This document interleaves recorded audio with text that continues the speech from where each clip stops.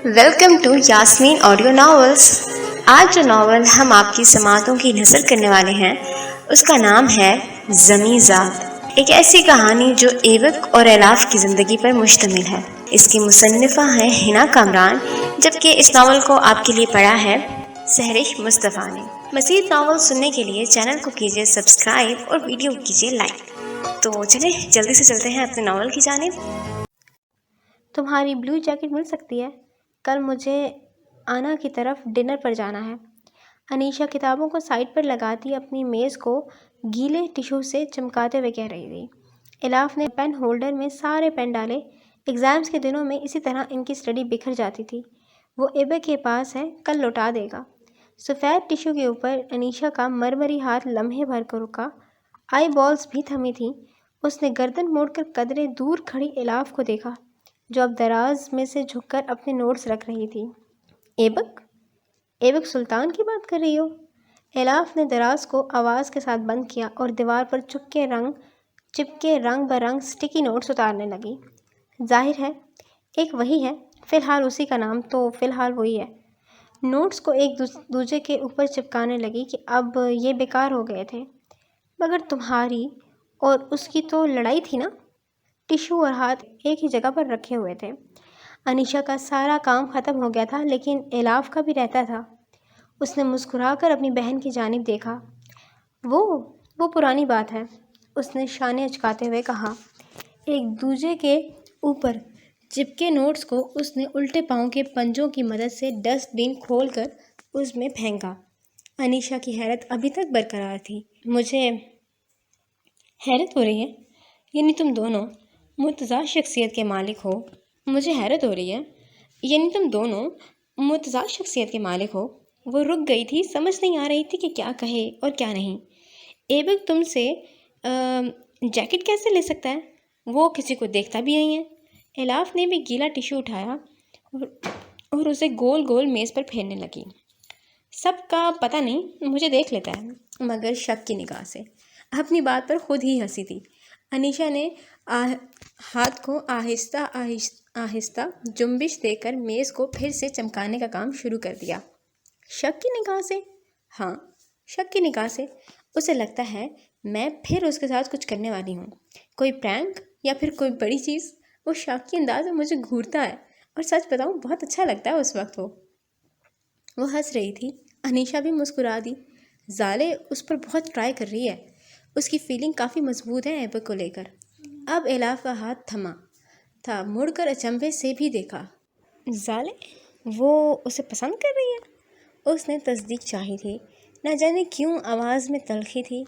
बिल्कुल, आज या कल में वो एबक को कह भी देगी और मुझे पूरा यकीन है एबक उसे मना नहीं करेगा। उसने अदा को भी अपना दोस्त बना लिया है। उसकी कोशिशें अभी भी जारी हैं। एलाफ ने झटके से मेज़ पर टिश्यू को घसीटा और फिर उसे डस्टबिन में पटक दिया। और इस यकीन की वजह अनीशा ने भी टिश्यू डस्टबिन में डाला और एक सताइशी निगाह उस चमचमाती टेबल पर डाली, क्योंकि ज़ाले एबक के मियार पर पूरी उतरती हैं। वैसी ही रेज रोड सिंगल और शाय है। मुझे लगता है इन दोनों का सीन ऑन हो सकता है। इस सीन को ऑन होने से खबर ही ऑफ ना कर दिया तो मेरा नाम एलाफ नहीं। उसकी सोचें ख़तरनाक थीं, मगर एबक का रुझान फिर भी उसकी जानिब नहीं होगा। उसकी नेचर बहुत मुख्तलिफ है। वो कभी भी ज़ाले की ओर कदम नहीं बढ़ाएगा। उसकी तसल्लियाँ उसके लिए ही थीं, उसके अल्फाज भी तो खुद के लिए थे। जो भी हो, हमें उससे क्या, हमने यहाँ कौन सा रहना है। वो दोनों ही यहाँ उसकी बासी हैं। पैचअप हो या ब्रेकअप, हु केयर्स। एलाफ उसे मुड़ जाते हुए देख रही थी। इसे ज़ाले और एबक के बारे में सुनकर बुरा लग रहा है। क्यों? समझ तो गए होंगे आप। और वो जो सोच रही थी, एबक कभी भी ज़ाले की तरफ कदम नहीं बढ़ाएगा। उन्हें कैफेटेरिया में एक साथ हंसते हुए देखकर जल भुन गई। हाथ में पकड़े पेन को उसने इस बुरी तरह से मरोड़ा कि बेचारा पेन पनाह मांग कर रह गया। मर्द एक गुस्सीली निगाह इन दोनों पर डालकर वहाँ से बाहर आई। उसके कदम ग्राउंड की जानिब थे। अनीशा ठीक थी, भाड़ में जाइए दोनों, साथ रहें या ना, मुझे उससे क्या, हम लोगों ने कौन सा यहाँ रहना है। وہ بڑبڑاتی ہوئی تیز سپیڈ میں چل رہی تھی، آتے جاتے ہیلو ہائی کرتے لوگوں کا بھی جواب نہیں دے رہی تھی۔ اس کے شانوں تک آتے بال آج نیم کرلی سے تھے، سفید چھوٹے پھولوں والا پلازو، گھٹنوں سے کافی اونچا چٹلہ دار فراک اور اس پر ویسٹرن طرز کا لانگ کرنچی کوٹ اور کراس کرتے بیگ۔ وہ اسی کراس بیگ کو مضبوطی سے تھامے چل رہی تھی جب پیچھے سے اس کا نام کی پکار ہونے لگی، اور وہ نہیں رکی کیونکہ اسے رکنا ہی نہیں تھا۔ الاف بات سنو۔ ایبک دوڑتا ہوا اس کے پاس آ رہا تھا۔ کئی گردنیں تھیں جو اس گمسم مجسمے کو آج بولتا ہوا دیکھ رہی تھیں۔ گمسم مجسمہ؟ سب اسے یہی کہا کرتے تھے۔ ادا کے علاوہ وہ کسی اور سے بات نہیں کرتا تھا، اس بابت اس کا نام یہ پڑ گیا تھا۔ الاف، رکو تو، واللہ کتنا تیز چلتی ہو تم، وہ اس کے سامنے آ کر ہلکے پھولے سانس سے کہہ رہا تھا۔ اس کی بھوری آنکھوں میں مدھم سی لو جلتی تھی اور نوڈلز ہیئر ہمیشہ کی طرح بکھرے بکھرے سے تھے۔ میں کب سے تمہیں آوازیں دے رہا ہوں، اتنا آکورڈ لگ رہا تھا، وہ مسکراتا ہوا کہہ رہا تھا، اور آس پاس سے بہت سے طلبہ گزر کر جا رہے تھے۔ وہ پتلی سی پرپل رنگ کی بٹنوں والی شرٹ اور اس پر ڈارک براؤن لیدر کی جیکٹ زیب تن کیے ہوئے تھا۔ اس کی جینز کا رنگ بھی جیکٹ کی طرح ہی تھا، البتہ ہاں، جوتے وہی تھے جو ہمیشہ اس کے پاؤں میں ہوا کرتے تھے، چاکلیٹ براؤن، تھوڑے سے گھسے ہوئے مگر اچھے تھے۔ تو تمہیں کس نے کہا تھا مجھے پکارو؟ مت پکارتے، آکورڈ بھی نہ لگتا۔ اس کی آواز، اس کی ٹون، چہرے پر پھیلی خفگی، ایبک کے لبوں سے مسکراہٹ کوسے قزح کی طرح غائب ہوئی۔ ایسی بات نہیں ہے، وہ اچانک سے تم کیفیٹیریا سے چلی گئی تو میں تمہارے پیچھے چلا آیا، نہیں آنا چاہیے تھا؟ الاف کے ہاتھ کوٹ کی جیبوں میں تھے، اس کے دائیں بائیں اور پیچھے بہت سے طلبہ گزر رہے تھے۔ سر پر آسمان نیلا تھا اور اس پر دھوپ چمک رہی تھی، اسی وجہ سے وہ آج بڑے بڑے گرے بلاکس والی زمین خشک تھی، ورنہ تو بارش اور نمی کی وجہ سے وہ گیلی ہی رہتی تھی۔ تمہیں نہیں آنا چاہیے تھا، نفی میں سر ہلا کر وہ کہہ کر مڑ گئی تھی، مگر اسے وہیں جامد چھوڑ گئی۔ سر کو جھکائے وہ پرسوچ نگاہوں سے زمین کو دیکھ رہا تھا، پھر کچھ دیر بعد اس نے جھکا سر اٹھایا تھا، گردن کو اس طرف گھمایا جہاں الاف مڑی تھی۔ وہ اسے نظر بھی آ گئی، دور جمع میں وہ کسی سے کھڑی باتیں کر رہی تھی۔ ایبک نے قدموں کو موڑ دیا۔ اس نے ٹھیک کہا تھا، اسے اس کے پیچھے نہیں جانا چاہیے تھا، یہ وہ راہیں نہیں ہیں جن پر وہ چل سکتا ہے، بالکل بھی نہیں۔ کیا ہوا میرے بھائی کو؟ ادا جانے کہاں سے بوتل میں موجود کسی جن کی طرح نازل ہوئی، اس کی کوہنی کو دونوں ہاتھوں سے تھامے وہ چلتے ہوئے دریافت کر رہی تھی۔ الاف کا شکریہ ادا کرنے گیا تھا، غلط کیا، مجھے سمجھ جانا چاہیے تھا کہ اس نے بات دانستہ درمیان میں چھوڑ دی۔ راہم اور اپنے بیچ ہوئی تمام بات اس نے ایبک کو بتا دی تھی، اور یہ بھی کہ اپارٹمنٹ کی ڈبل ایک ساتھ بھرنی تھی جو کہ وہ ان پیسوں سے بھر چکی ہے۔ ایبک کو راہم کے پیسے نہ لینا برا لگا تھا، اس نے سوچ لیا تھا کہ اگلی بار جب وہ آئے گا تو وہ خود اسے لوٹا دے گا۔ کیا ہوا ہے؟ وہ دونوں چلتے ہوئے ڈپارٹمنٹ کے باہر بچھے بینچوں میں سے ایک پر آ کر بیٹھے۔ اس کا موڈ اچھا نہیں تھا، میری غلطی ہے، وہ سر جھٹکتا کہہ رہا تھا۔ ادا نے اپنے بیگ میں سے چاکلیٹ نکالی اور اس کی طرف بڑھا دی، جسے مسکراتے ہوئے اس نے تھام لیا، اور وہ شوگر فری تھی۔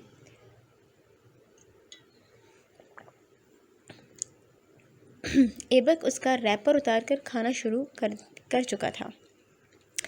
الاف کو چھوڑو، یہ بتاؤ تم نے مینلی سے گرینا کے بارے میں بات کی؟ چاکلیٹ چباتا اس کا جبڑا پل بھر کو تھما، پھر اس نے اس بات میں سر ہلا دیا۔ بات کی تھی، پر وہ سننے کو تیار نہیں ہے۔ اس کے پاس گرینا کو ڈچ کرنے کے ایڈوانس موجود ہیں۔ بات ختم کر کے اس نے رخ ادا کی طرف کیا۔ مجھے لگتا ہے ہمیں ان کے معاملے میں نہیں پڑنا چاہیے۔ یہاں کون کیا ہے، کیسا ہے، ہم گواہی نہیں دے سکتے، اور نہ ہی ان کے مسائل کو فکس کر سکتے ہیں۔ وہ جو بھی کریں، ان کے اپنے اعمال ہیں، ہم یہاں فقط پڑھتے ہیں، اور ہمیں یہ بات یاد رکھنی چاہیے۔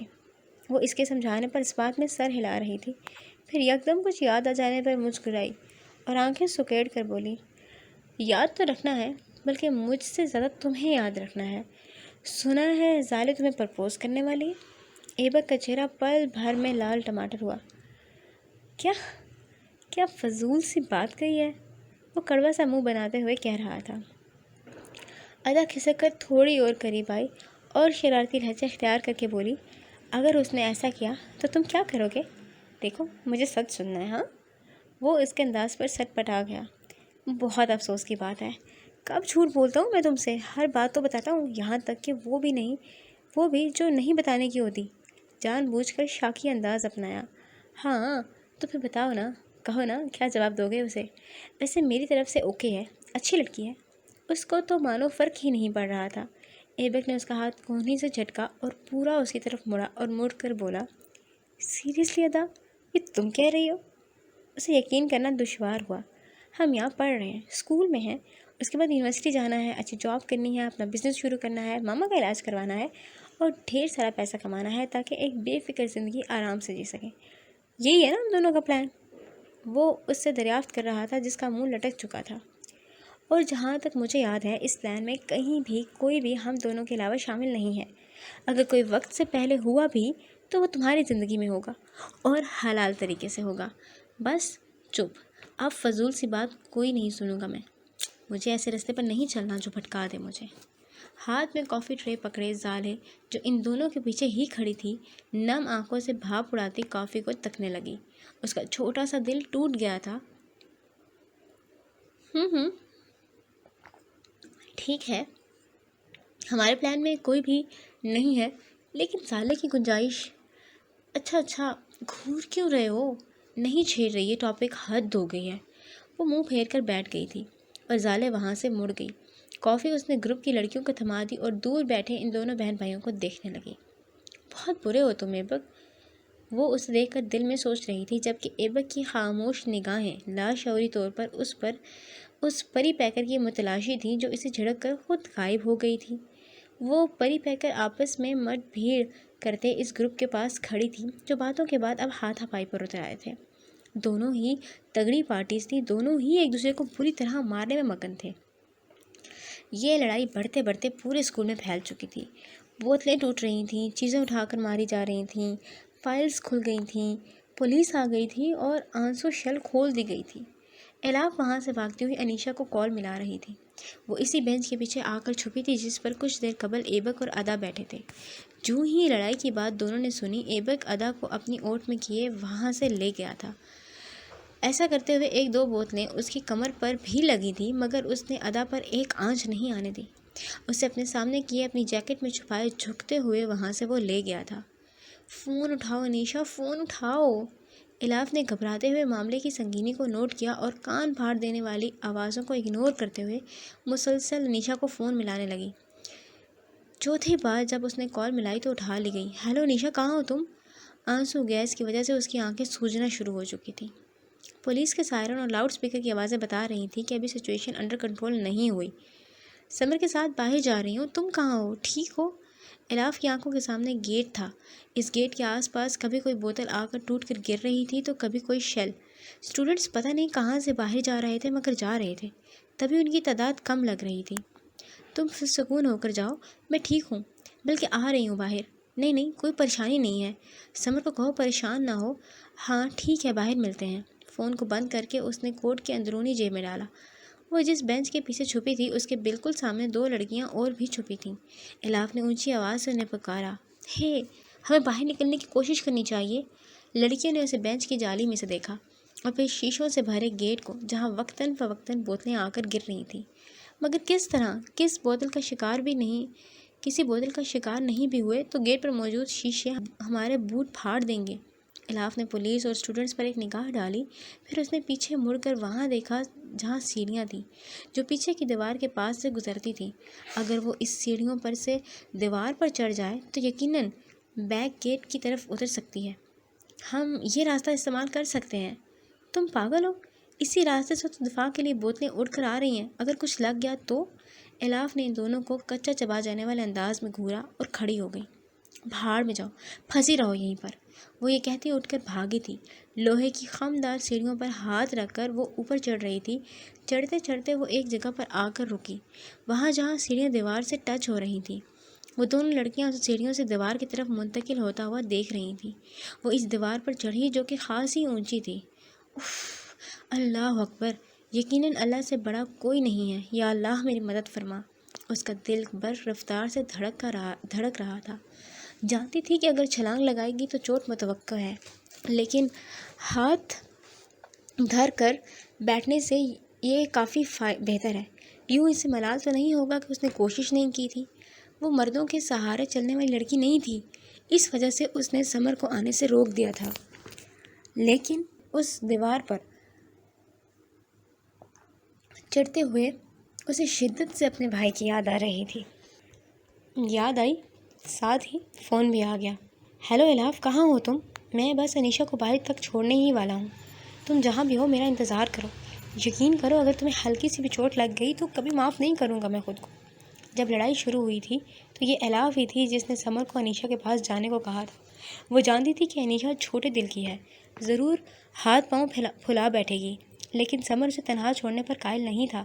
تبھی اس کا ہاتھ تھام کر طلبہ کو دھکے دیتے آگے بڑھ رہا تھا، جب اچانک چند لوگوں کی وجہ سے الاف کا ہاتھ اس کے ہاتھ سے چھوٹ گیا تھا اور وہ عوام کے سمندر میں اس سے دور بہہ نکلی تھی۔ سمر اس تک جانے کی بار بار کوشش کر رہا تھا مگر بے سود، اسے الاف کو چھوڑ کر انیشا کے پاس جانا ہی پڑا تھا۔ کوئی دقت نہیں، تم بحفاظت اسے گھر پہنچا دو، میں نے کہا نا میں ٹھیک ہوں، بس تھوڑی دیر میں ہی پہنچنے والی ہوں، کہتے ساتھ ہی اس نے فون کاٹ دیا کہ اس کی آواز بھرا گئی تھی۔ وہ نہیں چاہتی تھی کہ کمزور پڑے، اگر کمزور پڑ گئی تو کبھی اس اونچی دیوار کو پھلانگ نہیں پائے گی۔ ایبک، وہ الاف ہے نا؟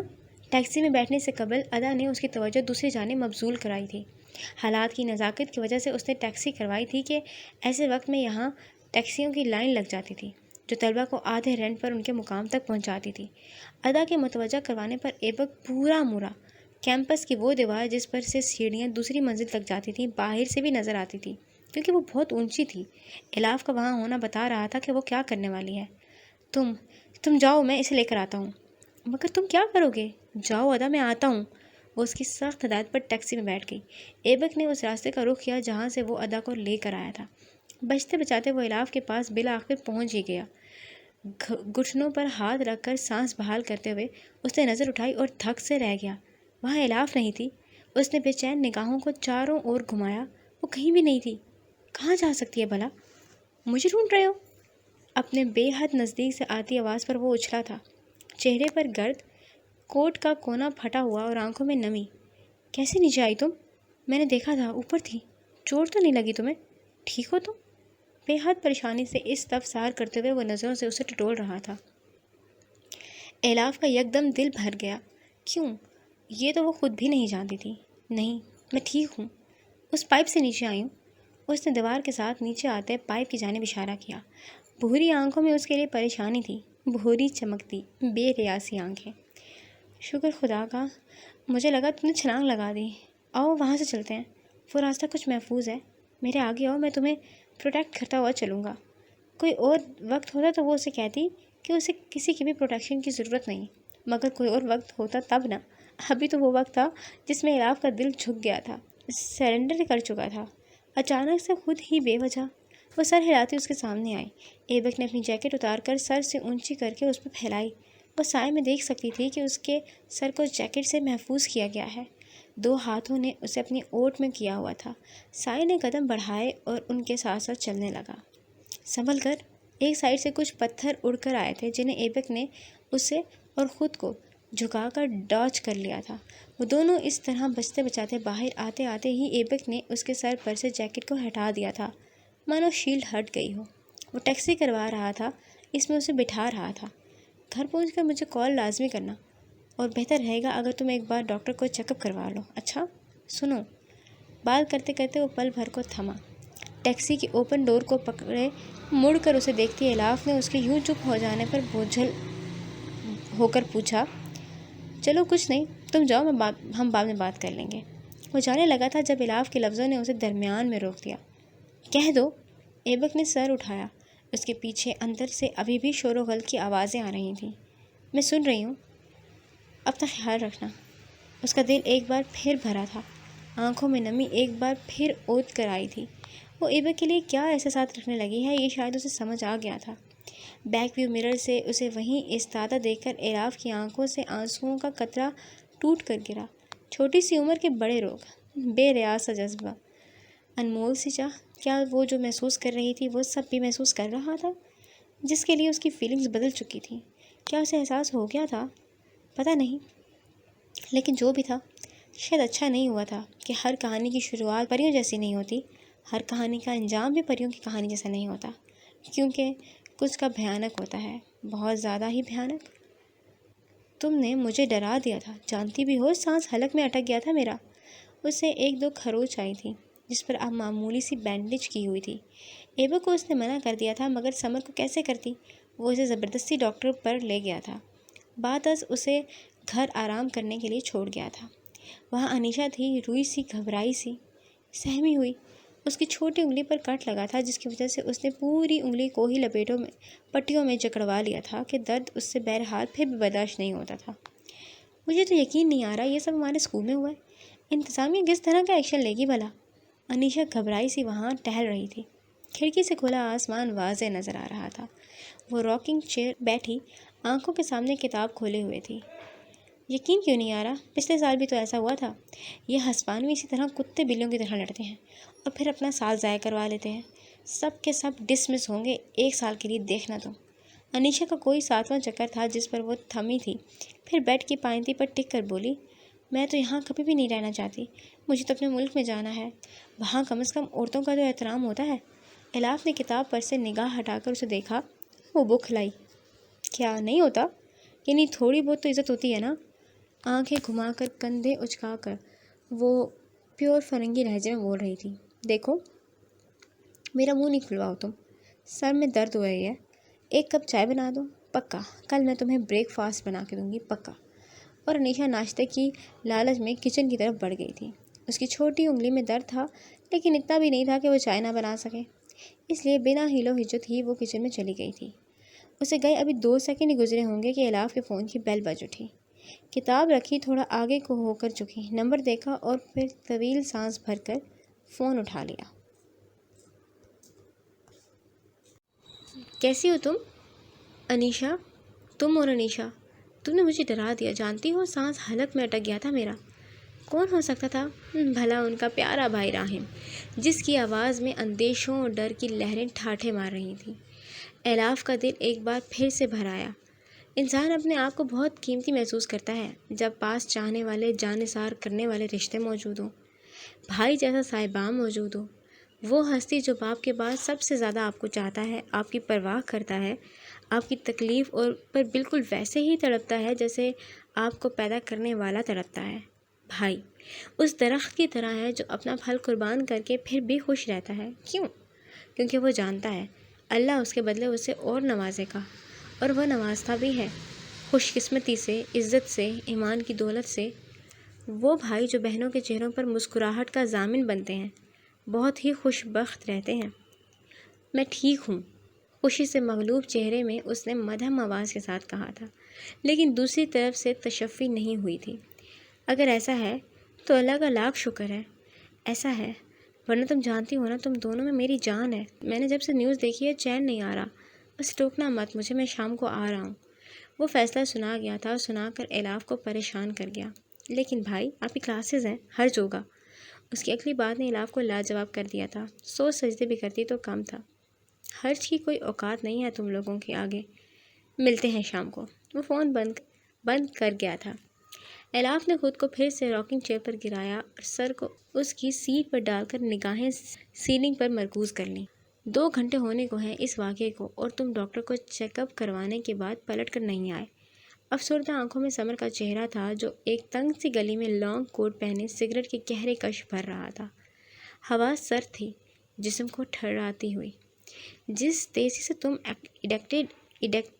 ایڈکٹڈ ہو رہے ہو، کہیں کوئی نقصان نہ ہو جائے، ڈبن نے دھوئیں کے گول دائرے سے نکال کر کہا تھا۔ وہ دونوں اس سمے کسی کی طاق میں تھے، وہ جو بس ابھی یہاں سے گزرنے ہی والی تھی۔ نقصان کو کیا نقصان ہوگا؟ ماتھے پر بے تحاشا بل ڈالتے ہوئے وہ مسکرا کر پوچھ رہا تھا۔ ڈبن ہنس دیا۔ وہ دونوں اس تنگ سی گلی میں آمنے سامنے کھڑے تھے۔ ڈبن تو ٹھوس کھڑا تھا، ہاں سمر کی گردن بار بار گلی سے نکل کر آس پاس چکر لگا رہی تھی۔ ابھی بھی اس نے گردن باہر نکالی تھی۔ اچھا فیصلہ تھا، وہ سامنے سے ہی چلتی آ رہی تھی۔ لانگ مسٹرڈ کوٹ کی جیبوں میں ہاتھ اڑسائے، بالوں کو دائیں بائیں شانوں پر گرائے۔ ڈبل بٹن سٹائل کوٹ کے نیچے اس نے کیا پہنا تھا اندازہ لگانا مشکل تھا، لیکن ہاں اس کی پنڈلیاں ضرور نظر آ رہی تھیں جن کے نیچے کوٹ کے رنگ کے ہی شوز موجود تھے۔ چلو تم یہاں کھڑے ہو، میرا انتظار کرنا، میں چھلا اپنا نفع کرنے۔ اس کے شانے کو تھپکتا کر وہ کالر کھڑے کوٹ کے ایک جیب میں ہاتھ اٹسائے باہر آیا۔ دوسری 2 انگلیوں میں سگریٹ کیٹ تھی۔ وہ بڑے ڈگ بھرتا اس کے سامنے جا کر رکا اور اس کے منہ بنانے پر مسکرا دیا۔ راستہ چھوڑو میرا۔ گرینا کی گراہٹ غصے بھری تھی۔ ضرور ایسا ہی کروں گا، لیکن اس سے پہلے تمہیں یہ دینا چاہوں گا۔ اس نے ایک چھوٹی سی اسکریپ بک نکالی اور اس کی طرف بڑھا دی۔ اس کتاب کا کور قدیم یونانی فلسفوں کی طرح کا تھا، جس کے درمیان میں وقت کا پہیہ نصب کیا گیا تھا، کندن کی طرح کاکور، کندن کی مانند ہی پہیہ۔ یہ کیا ہے؟ گرینا نے تعجب سے وہ کتاب کوٹ سے نکال کر تھامی۔ وہ فٹ پاتھ پر تھی، جس کے ختم ہوتے ہی پین پیزا کا ٹھیلا موجود تھا۔ اس ٹھیلے پر اس وقت رش تھا، شاید اس لیے کیونکہ بنانے والے کے ہاتھ میں ذائقہ کمال کا تھا۔ گلی سے ذرا پرے تک پلاسٹک کی کرسیاں چھتریوں کے نیچے بچھی ہوئی تھیں، جن پر عوام بیٹھی تھی، ٹانگ پر ٹانگ جمائے، ہاتھ میں اپنے اپنے سلائسز تھامے، باتوں میں مشغول۔ یہ جگہ زیادہ چہل پہل والی تھی۔ خاص تمہارے لیے بنوائی ہے۔ اس کتاب کے 2 رخ ہیں، ایک میں خوشی اور ایک میں غم۔ گرینا نے اپنی خمدار پلکیں اٹھائیں، سمر مسکان کو لبوں پر سجا رہا تھا۔ انتخاب ظاہر ہے تمہارا ہے، اس لیے 1 ہفتے کا وقت دیتا ہوں۔ ٹھیک 1 ہفتے بعد تمہاری رائے جانوں گا۔ امید ہے فیصلہ میرے حق میں ہی ہوگا۔ بات ختم کر کے اس نے 2 انگلیاں اس کے گال سے مس کی تھیں۔ گرینا نے اس کا ہاتھ جھٹک دیا اور وہ کہکا لگاتا وہاں سے گیا تھا۔ غلیظ انسان، اس کا کچھ کرنا پڑے گا مجھے۔ کتاب کو چند قدموں پر واقعہ یوز میں ڈال کر وہ آگے بڑھ گئی تھی، اس بات سے انجان کہ ایک لڑکے نے اس کے جاتے ہی اس بک کو اٹھا لیا ہے۔ وہ بھی ایک اسٹوڈنٹ تھا اور اب اس کتاب کو کراس بیگ میں ڈال کر مخالف سمت میں چل پڑا۔ وہ تیز تیز چل رہا تھا، اتنی تیز کہ سامنے سے آتی لڑکی پر بھی دھیان نہیں دیا۔ وہ اس سے بری طرح ٹکرایا تھا، اتنی بری طرح کہ اس کے بیگ کا بٹن کھلا اور اس میں سے وہ کتاب چھلک کر باہر آ گئی۔ دیکھ کر نہیں چل سکتے ہو؟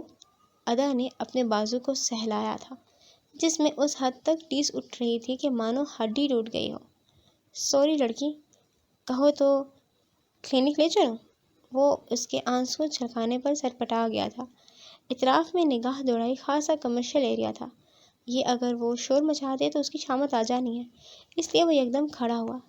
ضرورت نہیں ہے، تمہیں تو پولیس پوچھے گی انشاءاللہ۔ ادا کے کہنے کی دیر تھی اور وہ لڑکا الٹے پاؤں بھاگا تھا وہاں سے۔ اس نے فقط اپنی کتاب ہی نہیں گرائی تھی، بلکہ 1-2 بل بھی تھے جو زمیں بوس تھے۔ اف، تکلیف ہو رہی ہے۔ آنکھوں میں آنسو لیے وہ ابھی بھی پنجوں کے بل بیٹھی تھی۔ لیفٹ ہینڈ پر چوٹ لگی تھی، اس لیے وہ سیدھے ہاتھ سے اپنے بیگ اٹھا کر کاندھے پر ڈالنے لگی۔ ابھی وہ کھڑی ہی ہو رہی تھی کہ اس کی نظر اس عجیب و غریب کتاب پر پڑی تھی۔ وہ اسے اگنور کر جاتی اگر جو اس کے پہیے کے ایک سرے پر باریک سا گرینا کنندہ تھا۔ گرینا کی کتاب ہے، مگر یہاں کیسے؟ ہاتھ بڑھا کر اس نے کتاب کو اٹھایا اور کھڑی ہو گئی۔ کھردرے پہیے پر واضح گرینا گی لکھا ہوا تھا۔ جس شہر میں وہ رہتے تھے وہاں 50 گرینا گی تھیں، لیکن ایک وہی تھی جو اپنے نام کا پہلا حرف اسپینش میں لکھتی تھی اور اختتام حرف فرینچ میں، وہ بھی ایکسٹرا گولائی کے ساتھ۔ ادا کو پہچاننے میں دیر نہیں لگی، کیونکہ گرینا اور اس نے کئی بار اپنے نوٹس ایک دوسرے کے ساتھ شیئر کیے تھے۔ کس طرح کی ہو سکتی ہے یہ کتاب؟ کور تو بڑا عجیب سا لگ رہا ہے۔ کل یہ کتاب وہ اسے لوٹا دے گی، سوچ کر اس نے اسے اپنے کراس بیگ میں ڈال کر زپ بند کی اور پین پیزا لینے کے لیے لائن میں کھڑی ہو گئی۔ اس کی باری 15 منٹ بعد آئی تھی۔ کیسی ہو بیٹا؟ بڑے دنوں بعد نظر آئی ہو۔ آنکھیں تمہارے انتظار میں سوکھ گئی تھیں۔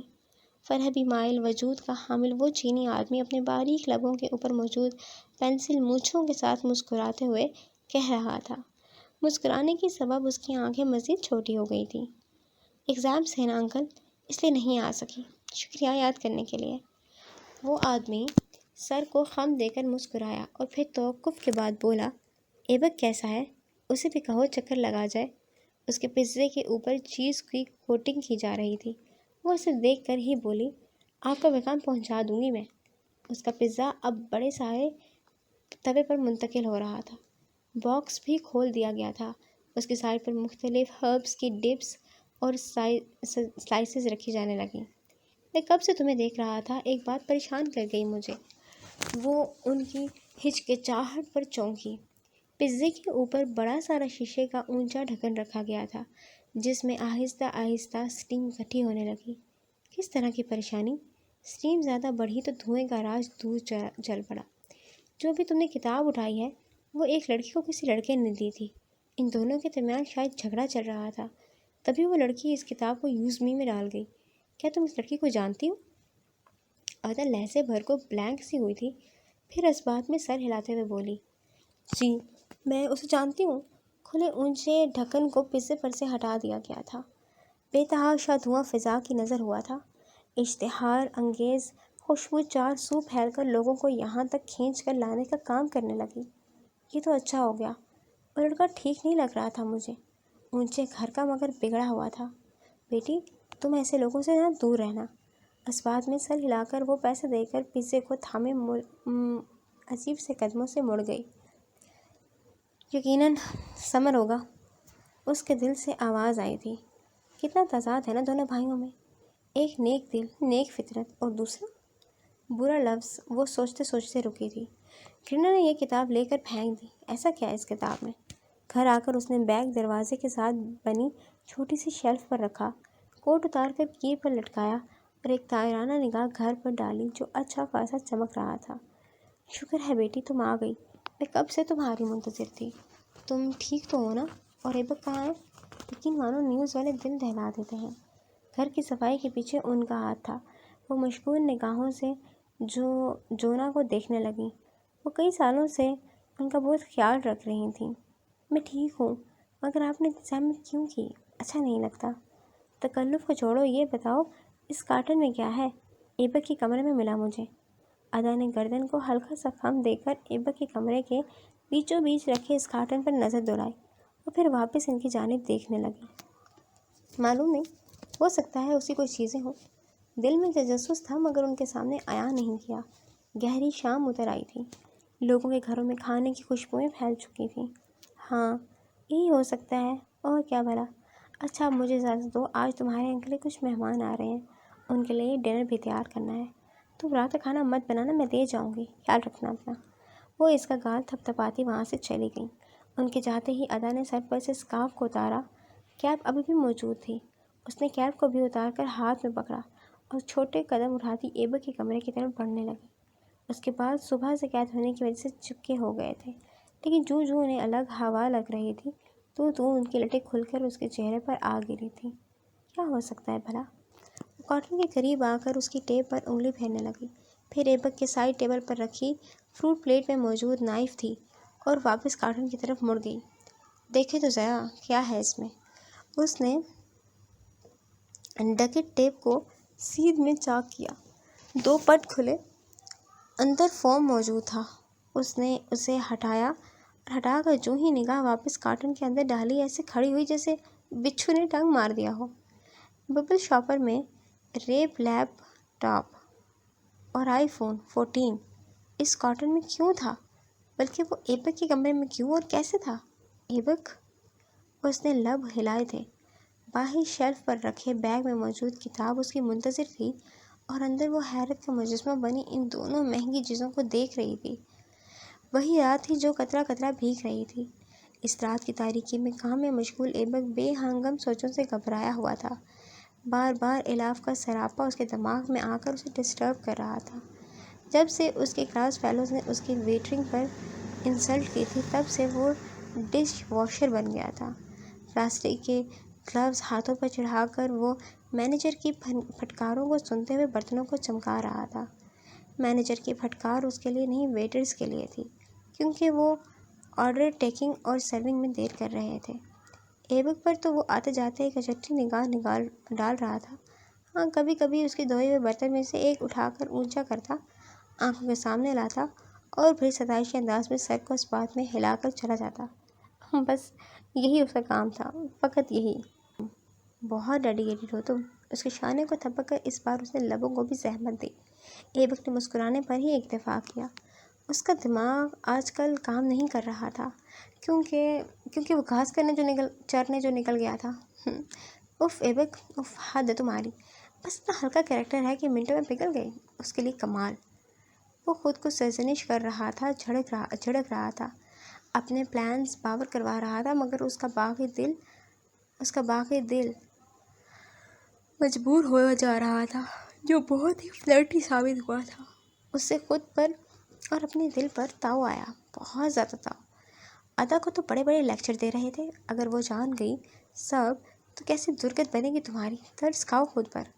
کپوں کو کھنگالتے ہوئے وہ زج پنے سے سوچ رہا تھا، یہاں کا مینیجر کون ہے بتاؤ مجھے، کون ہے اور کہاں ہے؟ تیز چیختی نسوانی آواز پر وہ سب بری طرح چونکے۔ کئی گردنیں دروازے کے فریم میں کھڑی لڑکی اور اس کے ساتھ بوکھلائی سے کھڑے گارڈ پر پڑی تھیں۔ ایوک سیدھے بالوں والی آئی برو اچکائے مغرور سی لڑکی کو دیکھنے کے بعد سب کو تکنے لگا تھا، جو ایسے الرٹ ہوئے تھے جیسے پرائم منسٹر وہاں موجود ہوں۔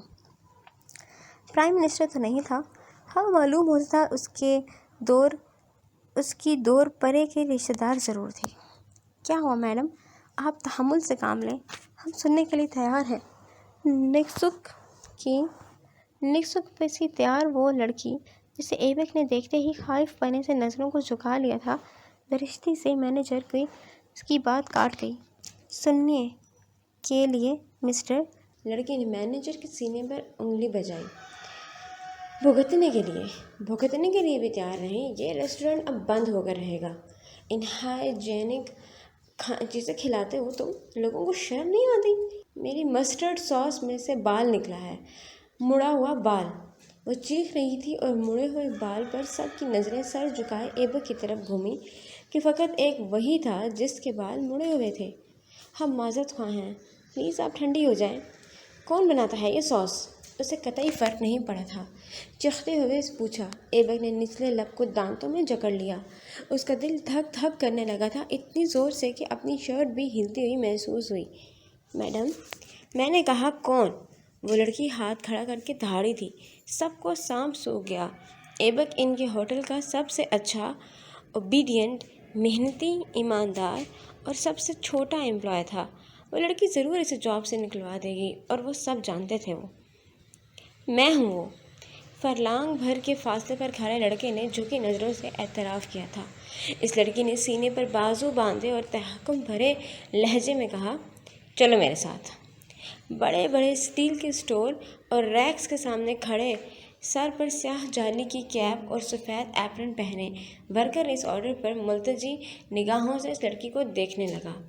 اگر یہ میرے ساتھ نہیں کیا تو واللہ کل ہر نیوز چینل اور جریدے میں اس ہوٹل کی نااہلی کی خبر چھپے گی۔ کل کی رات نصیب نہیں ہوگی، اس ہوٹل کو سیل کروا دوں گی میں، اور ایویڈنس ہے میرے پاس۔ بیش قیمتی زیورات، مہنگے کپڑوں اور عمارات چھلکاتے غرور کے ساتھ وہ تنی گردن سے کہہ رہی تھی۔ ایوک نے بنا کچھ کہے ہاتھوں کو گلوز کی قید سے آزادی دلوائی، کیپ اور ایپرن اتار کر اسٹیل کے کاؤنٹر پر رکھا اور ایک نظر مینیجر پر ڈال کر اس کے سامنے آ کھڑا ہوا۔ میڈم، ہم بات کر کے مسئلے کو سلجھا دیتے ہیں، یہ بچہ کوئی نقصان افورڈ نہیں کر سکتا۔ لڑکی نے تیز نظروں سے مینیجر کو دیکھا۔ یہ تو اسے پہلے سوچنا چاہیے تھا نا، اس سے کہا، اور پھر؟ لڑکی نے ایک مغرور نگاہ ان کے سہمے ہوئے لوگوں پر ڈالی اور ڈالنے کے بعد ٹک ٹک کرتی ایوک کو لیے وہاں سے چلی گئی۔ ان کے نزدیک وہ یقیناً اسے پولیس کے پاس لے کر جا رہی تھی۔ ہوٹل کے احاطے سے باہر آ کر وہ دائیں جانب مڑ گئی۔ لانگ کرش سفید رنگ کی اسکرٹ اور ان کے اوپر گلابی بور والی جرسی نما شرٹ پہن کر وہ دائیں ہاتھ پر اپنا فر کوٹ ڈالے مغرور سے چلی جا رہی تھی۔ جب وہ پارکنگ سے بھی آگے نکل گئے، ہوٹل سے بھی دور چلے گئے، تب اس کے پیچھے چلتے ایوک نے لب کھولے تھے۔ اور کب تک چلنا ہے الاف؟ وہ رک گئی تھی، قدموں کو بریک لگی۔ سفید پنسل ہیل سیاہ تارکول کو سفید لائن پر آ کر رک گئی۔ اس نے گردن موڑی، کندھے پر تھوڑی ٹکا کر مسکرائی اور نرم آواز میں بولی، تمہارے بولنے تک ہی چلنا تھا، تم بول لیے، یعنی چلنا ختم ہو گیا۔ وہ مڑ گئی۔ اس کے بال آج بھی کرل کیے گئے تھے، گلے میں گلابی اور سفید کی جھلک دیتا بیش قیمتی چوکور ٹکڑیوں والا ہار تھا، اور کانوں میں سیپ کے طرز کی طرح اسٹڈز۔ اس کے چہرے پر میک اپ موجود تھا، اور وہ میک اپ اسے منفرد بنا رہا تھا، تھوڑا عجیب اس لیے کیونکہ وہ سادہ زیادہ اچھی لگتی تھی، بلکہ بہت اچھی لگتی تھی۔ وہ سب کیوں کیا؟ الاف پھر سے مسکرائی، 2 قدم آگے آئی۔ टिक टिक हील की आवाज़ फ़िज़ा में मुंतशिर हो गई। ये थोड़ी पुरसुकून जगह थी, ट्रैफिक करीबन ना होने के बराबर थी। तुमने आज मेरी मदद की, उसके लिए शुक्रिया। हम बहन भाई तुम्हारे घर गए थे, मालूम हुआ तुम ड्यूटी पर हो, इसलिए मैंने राहिम से कहा वो मुझे यहाँ ड्रॉप कर दे। तुमने मेरी मदद की, मैंने तुम्हारी। मतलब तुमने एहसान उतारना था। वो 2 कदम मज़ीद करीब आई। हवा के झोंके के साथ एलाफ की खुशबू भी उसकी सांसों में गई थी। एबक ने एक लम्हे भर को आंखें बंद करके खोली। 17 की सरहद को गुड बाय कहता दिल बड़ी ज़ोर से धड़का था। नहीं, मुझे अपने मोहसिन का शुक्रिया अदा करना था। तुम कल रात बुखार में तप रहे थे, डॉक्टर ने हदायत की थी कि रेस्ट करो। कैसे भूल सकती हूँ मैं ये सब एबक? वो इसका नाम लेती रुक गई। एबक ने भूरी आंखों को इसकी स्याह आंखों से मिलाया और मिलाकर गलत किया, बहुत ज़्यादा गलत, क्योंकि इस मिलाप ने उसके छोटे मासूम दिल को वरगला दिया था, बहका दिया था और तबाह कर दिया था। औरत और मर्द की नज़र, जंगो जदल का मुकाम, तबाही और बर्बादी का पैगाम होता है, बदतरीन अंजाम। क्या हम दोस्त नहीं बन सकते, अच्छे दोस्त? ये जो झिझक है हम दोनों के बीच, ये ना रहे। एक दूसरे के साथ आराम से हम हर बात शेयर कर लिया करें, वक्त दिया करें और कंबाइन स्टडी भी कर सकते हैं। हवा के साथ मुसलसल एलाफ के वजूद से खुशबू के झोंके भी उठ रहे थे, उठकर उसके अच्छे खासे हवास मुख्तल कर रहे थे। उसने सोच लिया था वो अदा को खुशबू का इस्तेमाल करने से रोक देगा। बुरा मनाती है मगर वो उसे रोक देगा। वो हदीस जो उसने एक बार सरसरी से अंदाज में पढ़ी थी, उसका मतलब उसे अब समझ आ रहा था। औरत के बदन से उठती खुशबू कितनी ख़तरनाक होती है, इस बात का इदराक अब उसे हो रहा था। वो नहीं चाह रहा था कि एलाफ इस लफ्ज़ के साथ उठाई जाए जो उस हदीस में गैर मर्दों के सामने खुशबू इस्तेमाल करने वाली औरतों के लिए होगा।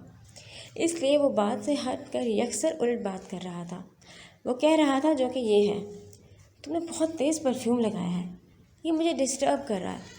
उसने 2 बाजुओं के फासले पर खड़ी एलाफ बिल्कुल मुख्तलिफ बात सुनकर चौंकी। उसकी आंखें फैलीं और आईब्रो आपस में मिल गईं। क्या? ऐसा कैसे हो सकता है? मैं तो परफ्यूम नहीं लगाती। राहिम भाई मुझे और अनीशा को नहीं लगाने देते। हाँ, हम बॉडी मिस्ट का इस्तेमाल करते हैं, लेकिन उसकी स्मेल इतनी तेज़ तो नहीं होती कि तुम तक पहुँचे। उसने अपने कंधे के करीब नाक को करके गहरा सा सांस लिया। हाँ, सही कहा मैंने, उसकी स्मेल बहुत लाइट है, लेकिन मुझ तक पहुंच रही है और मैं डिस्टर्ब हो रहा हूँ। तुमने बहुत तेज़ खुशबू का इंतखाब किया है, नहीं करना चाहिए था। एबक, लेवेंडर की लाइट सी स्मेल है, पता नहीं तुम तक कैसे आ रही है। तुमने तो मुझे मोहतात कर दिया, यानी कि हद है। उसने मोटा कोट जो बाजू पर लटक रहा था पहना और उसके दोनों सिरे पकड़कर बाजू सीने पर बांध लिए। आंखें शौकी थीं और चेहरा सुता हुआ। ऐसे नहीं देखो, मैंने भी वो हदीस पढ़ी है। शर्मिंदा कर दिया तुमने मुझे। दूर हो जाओ थोड़ा, शाबाश, और दूर हो जाओ। वो इसके कहते ही चंद कदम पीछे हुआ था। एबक ने अपनी आईब्रो खुजाई, सर कदरे झुका हुआ था, लेकिन आंखें उठी हुई थीं और माथे पर बेतहाशा बल थे। मैं तुम्हारा दोस्त बन सकता हूँ। उसने बात वहीं से जोड़ी, मगर एलाफ को फ़र्क नहीं पड़ा था। सुबकी से उसका चेहरा सुर्ख पड़ चुका था। हम हर बात भी शेयर कर लिया करेंगे, ख़ासकर वो बातें जो मैं अदा को बयान करने से हिचकिचाता हूँ। वो मेरी बहन है ना, कभी कभी तो शर्म आती है मुझे उससे। एलाफ ने फूला हुआ चेहरा सीधा किया और 2 कदम आगे आई और 2 कदम और आगे आई और एबक पीछे। यानी कि तुम डबल पर्सनालिटी हो। ओह माय गॉड, तुम्हारी गर्लफ्रेंड्स हैं? एबक इस इल्ज़ाम पर बिलबिला उठा, झट से नफ़ी में सर हिलाया। अस्तग़फिरुल्लाह, अल्लाह ना करे कभी ऐसा हो, मेरा मतलब वो नहीं था।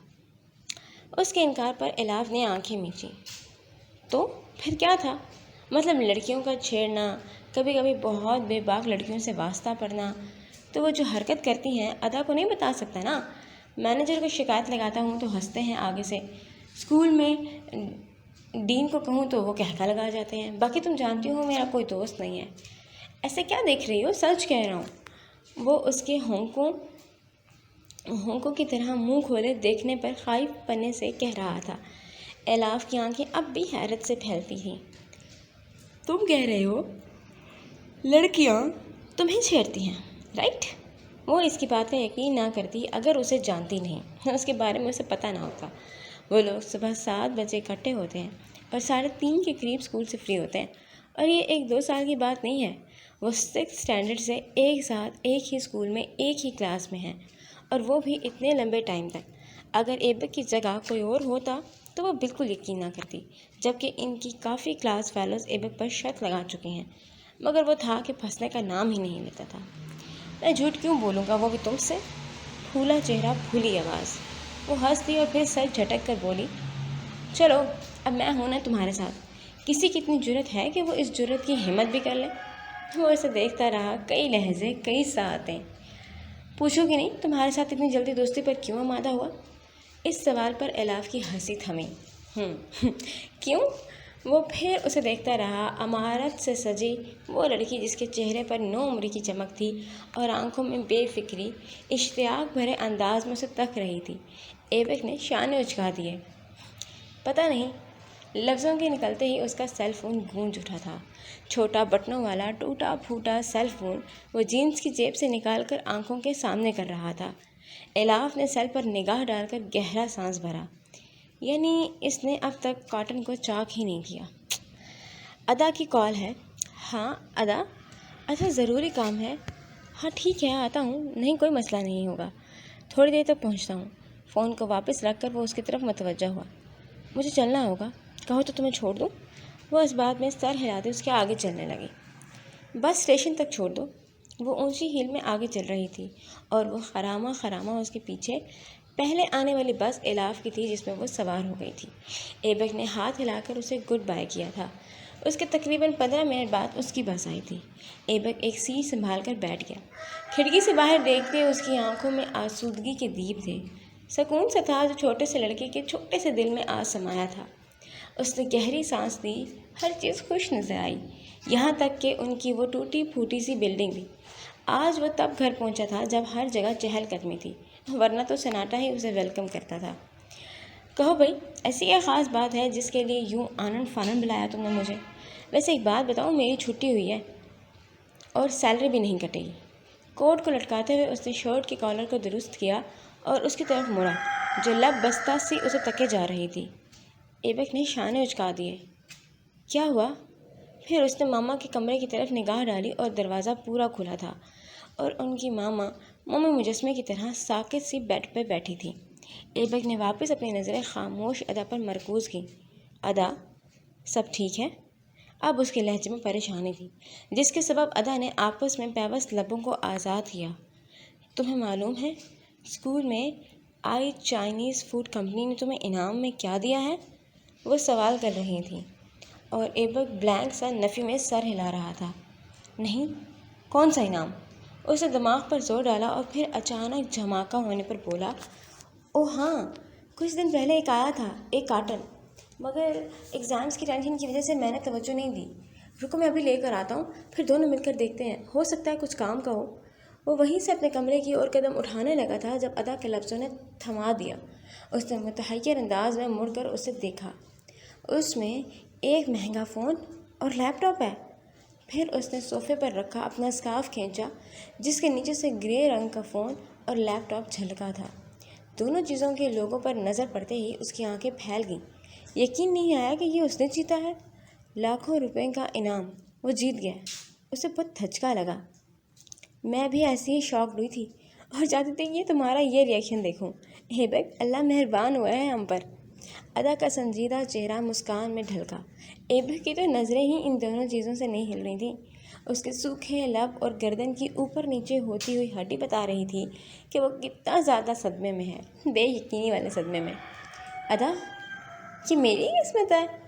وہ حیرت سے پوچھ رہا تھا اور سامنے بیٹھی لڑکی نے خوشی سے مغلوب چہرے کے ساتھ اس بات میں سر ہلا دیا، پر نہ جانے کیوں اس کی مسکراہٹ اس کا ساتھ نہیں دے رہی تھی۔ کچھ تھا جو اس چھوٹی لڑکی کو پریشان کر گیا تھا، کچھ بہت خاص۔ یہ تمہاری ہی قسمت ہے، اس نے یقین دلایا اور پھر سیل فون کا باکس ہاتھ میں تھام کر آگے کو کیا۔ ایبک وہیں کھڑا رہا، اسے پکڑا نہیں۔ سیل فون بیچ کر میں تمہارے اکاؤنٹ میں پیسے ڈال دوں گا اور لیپ ٹاپ کے پیسوں سے میں تمہاری ہر وہ خواہش پوری کروں گا جو تم مجھ سے کیا کرتی تھی۔ تم صحیح ہو، اللہ ہم پر مہربان ہوا ہے۔ وہ ہوش میں آیا تھا، آتے ہی کھنکتی آواز میں بولا، یقین کرنا اب بھی دشوار تھا کہ ایک $1 کو بچا کر رکھنے والوں کے پاس اب کئی ڈالرز آ چکے تھے۔